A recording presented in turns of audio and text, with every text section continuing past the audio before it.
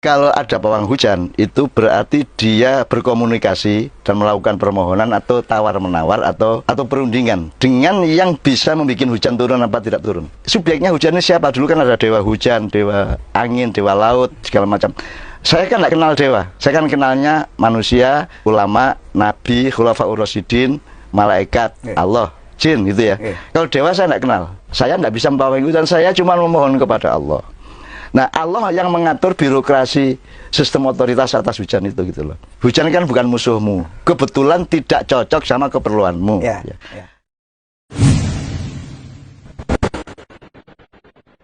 Mbah, ini ada pertanyaan resmi. Dan tolong dijawab dengan resmi juga. Oke. Jan-jane pawang udan niku napa to, Mbah? Pripun to? Kok tanya pawang udan memang ada apa? Ah ya kemarin niku sing do balapan teng dalan niku do kudanan niku. Oh, padahal sudah ada pawangnya. Ah, nggih. Terus hujannya tetap turun. Nggih, niku jane pripun to pawang udan niku? Apa Anda menganggap saya pakar pawang hujan? Ora toh? Boten. Ya. Boten kula harus resmi mengatakan bahwa saya tidak punya kepakaran apapun mengenai hujan. Mau turun apa berhenti gitu ya. Saya tidak punya kepakaran. Jelas kita pengen mirengke Mbah Nun pendapat resmi. Manusia itu pakai nalarnya sederhana gitu loh. Jadi pawang itu adalah subjek atau seseorang atau satu pihak yang berkuasa mengendalikan sesuatu hal. Kan gitu kan. Jadi pembalap itu adalah pawang bagi motornya. Ya. Kalau Anda angon bebek, Anda adalah pawang bebek. Pawang bebek. Nah, sekarang yang dipawangi itu adalah hujan. Nah, sekarang harus kita breakdown nih, hujan nih dari mana? Hujan itu kan peristiwa fisikanya jelas ya. Tapi kan di dalam agama itu ada sholat minta hujan, ada sholat menghentikan hujan. Itu kan berarti kan ada yang berurusan soal hujan ini. Itu bisa Tuhan langsung, bisa wakil-wakil Tuhan untuk urusan yang menyangkut hujan, atau juga inisiatif dari makhluk-makhluk Allah, entah jin entah manusia. Dan misalnya ada orang yang mencoba mempawangi hujan, itu sebenarnya yang terjadi adalah kenapa pakai lombok merah, misalnya pakai soto. Itu pesennya yang dulu punya kekuasaan terhadap hujan. Jadi siapa saja yang menancapkan soto dan beberapa properti lainnya, itu berarti ngomong matur kepada yang berkuasa atas hujan, tolong anak cucu saya yang sedang balapan ini jangan diganggu oleh hujan.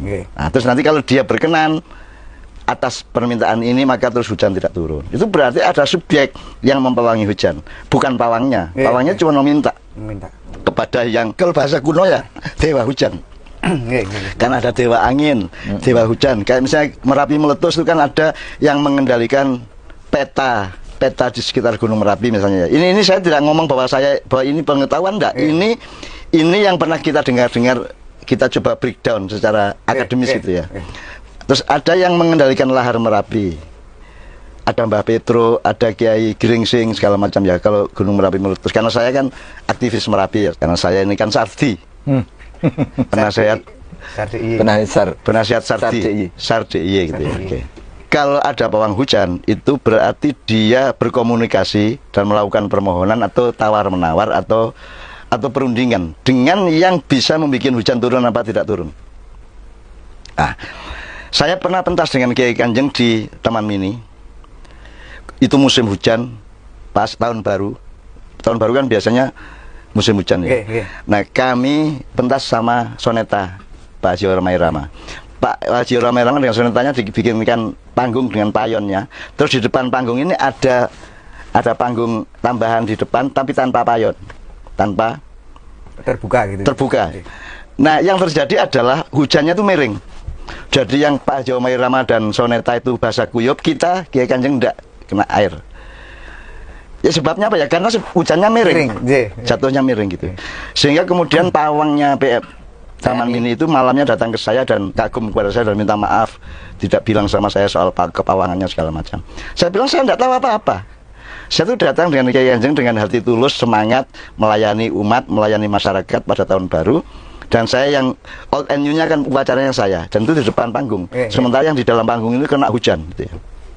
Saya tidak tahu apa-apa mengenai pawang hujan. Saya cuma hadir sebagai orang yang polos-polos saja kan gitu. Jadi jangan pernah mengatakan saya ini mengerti bagaimana menunda atau memindah potensi hujan itu ya. Ketika saya mantu temannya Pak Tup, namanya Noe Sabrang, resepsi di Monjali ya. Itu sejak menjelang sore itu awan sudah menggelapkan kota Jogja. Dan ketika maghrib itu sudah menetes-tetes gerimis itu di tempat Sabrang resepsi nikah itu. Kemudian saya adzan. Nah itu saksinya Joko Kanto, Mbak Via, Nevi Budian dan teman-teman. Saya adzan tok dengan harapan Allah sayang sama anak saya supaya resepsinya aman itu, tidak. Saya adzan, kemudian air itu bergerak menyingkir dari wilayah itu.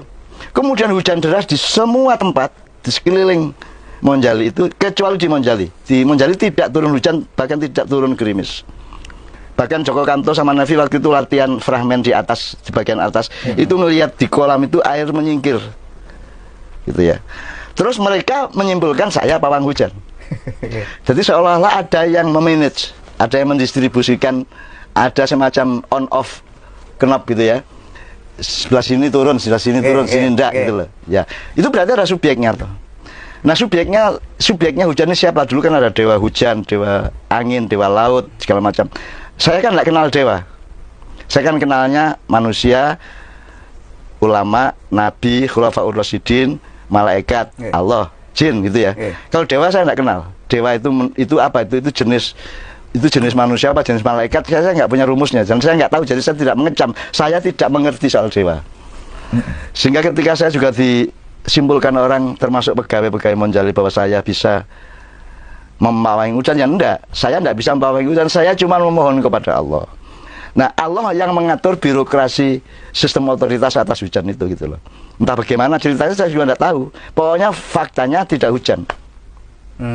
Sehingga saya juga tidak lantas madeg pawang, saya tidak lantas mendirikan biro pawang hujan terus saya yang mengerjakan sehingga Mandalika menyewa saya. Ya enggak mau juga, saya enggak berani jamin itu loh. Hujan tidak hujan itu kan urusan yang di luar kekuasaan saya gitu. Nah, kalau ada orang berani pawang hujan berarti dia adalah stafnya entah malaikat, entah siapa kan gitu. Saya kan bukan sama sekali.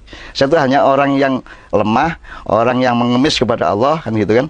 Kemudian terjadi apa tidak kan monggo terserah Allah, karena Allah itu sesuatu yang mudah bagi Allah. Mau hujan mau enggak hujan, mau gunung meletus mau tidak, mau tsunami itu bagi Allah kan cuman kalah mungkin bil basar, itu hanya sekejapan mata. Set ngene tadi gitu ya. Nah, kan Allah yang berkuasa. Nah, Allah ini birokrasinya bagaimana saya tidak tahu. Yang pernah saya dengar kayak gitu. Jadi ada memang pembagian tugas di antara para malaikat dan staf-stafnya. Malaikat itu menurut saya bukan makhluk. Malaikat itu adalah jabatan. Jadi orang atau makhluk Allah yang ditugasi Allah untuk menjadi tangan panjang dari kekuasaan Allah.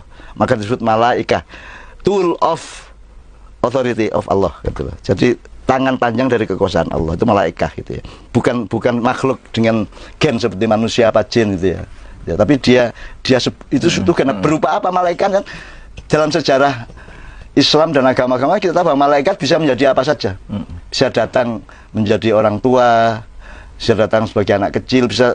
Jadi tidak tahu itu kita semua tidak bisa mempelajari, kan tidak ada bahannya, tidak ada fakultasnya, tidak ada kampusnya juga gitu ya.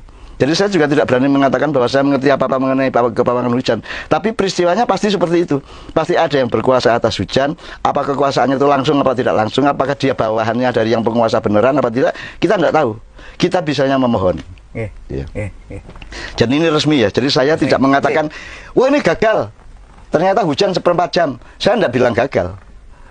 Saya tidak ngerti apa jenisnya dialektika vertikalnya ngerti kok saya tidak ngerti asal usulnya bagaimana, memohonnya kepada siapa, terus pakai apa ubur rampe atau pakai properti kepawangan pakai apa saya juga tidak tahu gitu ya. Jadi saya tidak bisa ngomong apa-apa soal itu kecuali mencoba menjelaskan secara nalar bahwa apapun yang terjadi di dalam kehidupan ini pasti ada pelakunya, ada subjeknya. Nah, Allah itu fa'alul lima yurid. Allah itu maha mengerjakan apa yang dia mau. Gitu ya. Nah, bagaimana kita mengakses kepada faal tadi itu kan gitu masalahnya. Nah itu kita nggak bisa. Kiai Kanjeng sendiri mengalami berkali-kali toh. Hujan, ndak hujan. Bahkan Allah dan stafnya berkuasa atas genset meledak. Terus Kiai Kanjeng peteng dedet. Ya. Dan itu malah jadi berkah, Pak. Iya. Jadi kita mengalami lampu mati di alun-alun Blora, di Karanganyar, lampu mati, sound mati. Tapi Kiai Kanjeng saya alhamdulillah tidak pernah berhenti. Begitu lampu mati saya tinggal switch, saya tinggal merubah konsepnya. Dan kita terus saya masih ingat tuh di lapangan Magetan itu kita nggak berhenti sedetik pun. Begitu pet di Pabelan kiainya pidato, lampu mati, sound mati. Terus kiainya kan bingung. Terus aku mencolot, saya loncat ke panggung, tak. Terus saya ganti dia. Terus saya omong-omongan sama, ya untung saya pernah ikut-ikut teater gitu ya. Jadi saya ngomongnya juga diatur. Terus di Malang di Malang tuh Gondang Legi. Sepanjang pementasan itu sound tidak jalan. Bayangin tenggorokan saya, Jijit dan teman-teman Kiai Kanjeng nyanyi segala macam. Tapi tetap jalan. Ketika di alun-alun Pekalongan hujan luar biasa deras, tetap jalan. Kan filosofinya sederhana loh. Sama hujan kok marah?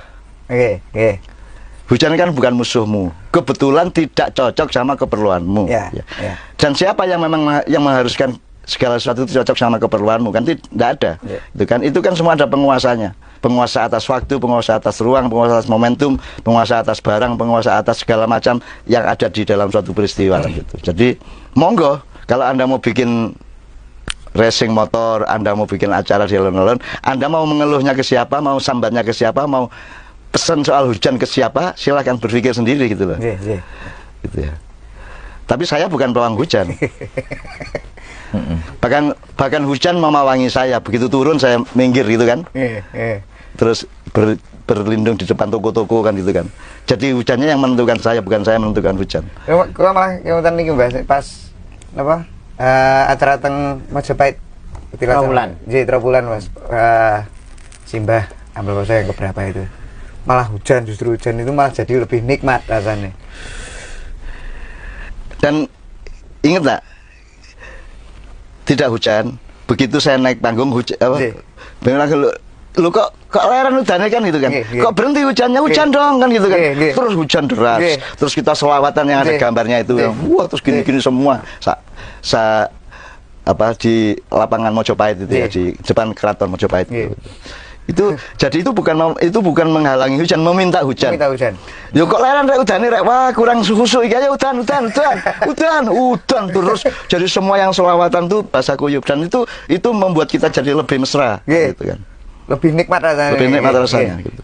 Seolah-olah alam ikut Allah merestui kan gitu. Seolah-olah ya. Tidak benar-benar wallahu alam, benernya itu nggak tahu gitu ya. Kira-kira gitu ya, Mas Helmi soal hujan ya. Ada pertanyaan lagi? Ini resmi ya? Resmi. Bahwa saya bukan pawang hujan, saya mencoba menalar atau mempetakan secara pikiran pemetaan yang menyangkut hujan turun apa tidak, cuma gitu.